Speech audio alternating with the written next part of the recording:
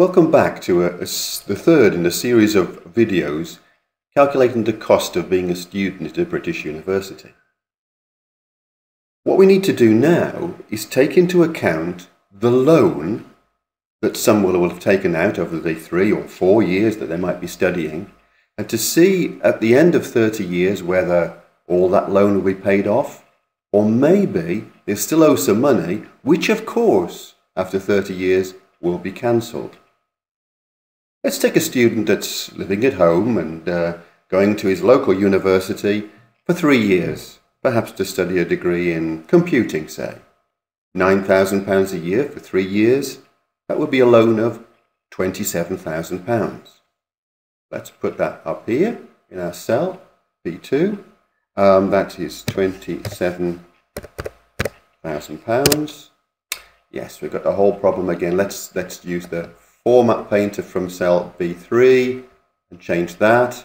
And we'll also change the name of the cell.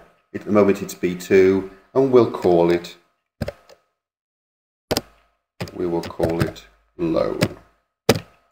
Press enter. Good, so we need to take that into account. So initially in year 0, the new graduate will own £27,000. But a year later, interest will be charged on that loan. That's in the new system. It will be increased automatically by a rate of 3%. Actually, it's 3% plus inflation. But our model yet doesn't take into account inflation. That will be the final step that we take into account. So let's increase this loan by 3% each year. So interest will be paid. So I think we need some new columns here. So in here,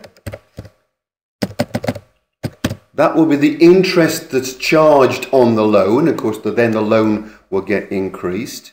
So the loan will be changing year on year. Let's just see where it's at. That's often written as the balance, the amount owed, as it were. And so that will be changing each year.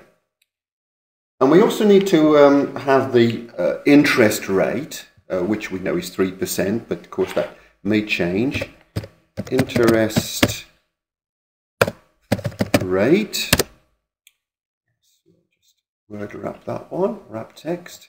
And in here, that will be 3%. Yes, we need to right click and format the cell to say a percentage is coming here.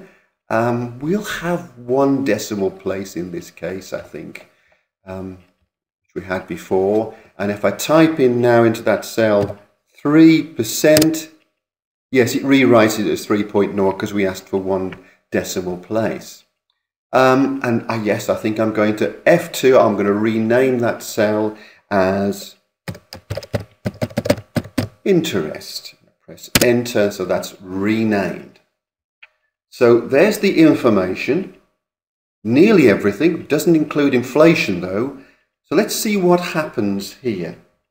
So what's the balance in year 0, right at the beginning of this whole process? The person has only just started their job. They will owe, well, they should owe £27,000. So I'm going to put that as equal to this loan figure. It'll pick that up from there. We press enter. Now, the great thing about doing it this way is that if you say, well, I know a friend who's did it for 4 years, their loan is £36,000, we can just type that into cell B2 and the whole of the spreadsheet will respond to that. That's why named cells are really great. We've got to change the format here, so let's just copy the format from one of these cells. We'll put that there. Good.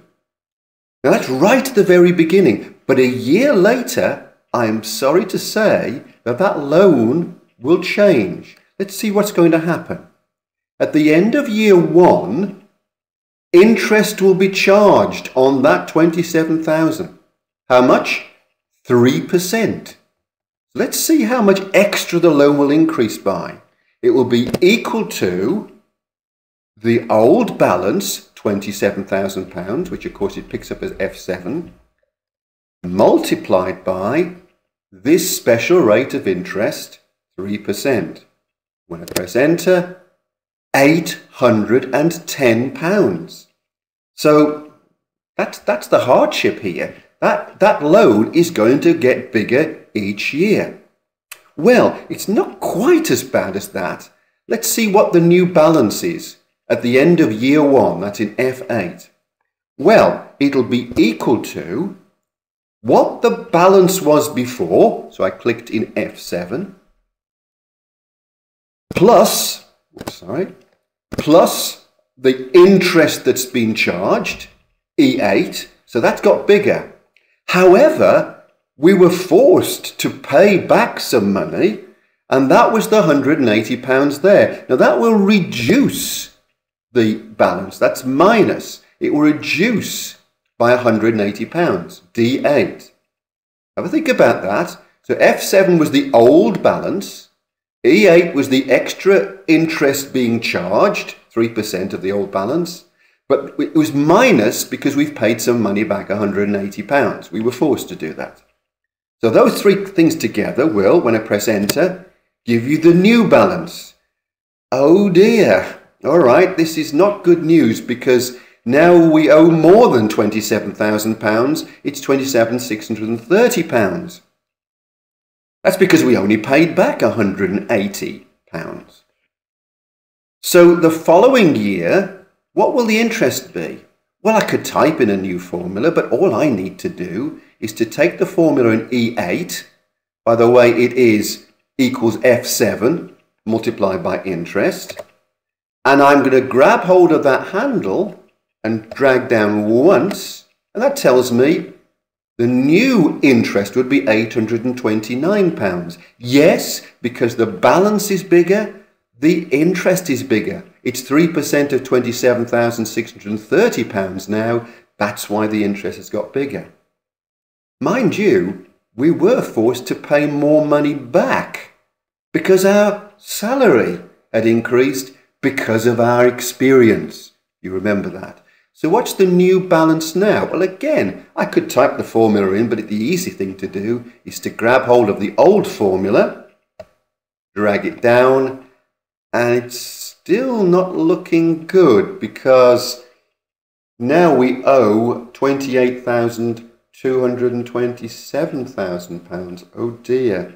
Right, well, let's see what's going to happen after 30 years. I don't have a good feeling about this, but I need to copy all of those down and all of these in cell F as well. Let's do it both at the same time. So if I hold the left-hand button down and highlight both of those cells, now I can grab hold of that handle, hold the left-hand button down, and I'm dragging all the way down to the 30th year. When I let go, we'll see the final balance. And it is, oh, right, okay, well, that's interesting. £18,960. Right, because there's so many years here, and it's a big spreadsheet, the final balance is right at the bottom of the spreadsheet. I think it would be a good idea if we had somewhere on our spreadsheet a way of sort of getting that number so we don't have to keep winding down. How about putting it here, right at the very top? So that would be, so I need a title here, wouldn't it? I need final balance, text, and I want this to be equal to, and it's that cell down towards the bottom, and it is, it's that one. Okay, so when I press enter there, then let's just check that we've got the right result there. Yes, and so in here it's picking up F37, and it's saying that at the end of the 30 years, how much money have we paid back? £34,000, but we still owe £18,960. But the good news is that that debt will be cancelled because we're only going to pay back for 30 years. So we borrowed 27,000. Over the period of 30 years, we've paid back 34,000. Because interest was being charged on the loan, however, we still owed nearly £19,000. But that has now been cancelled. It's been written off. I wonder who pays that 19,000. I know, the taxpayer, but not the student. So the student's happy. Taxpayers, I think, in 30 years' time might be a little bit unhappy that all these loans will be written off and it's going to be the cost to the general taxpayer. So are we done here? What would have been interesting is, as you're looking at the loans, look at the balance. Do you see that as we're going down here, 27,000 right to begin with, then it's increasing, I can see £31,899, and then it starts to decrease again. Why is that? Well, this is the point when your experience and your high salary begins to kick in and you're paying a lot more money now, and that's balancing out the 3% and more, and now the loan does start to decrease again, but not enough to pay it off. So you'll have £18,960.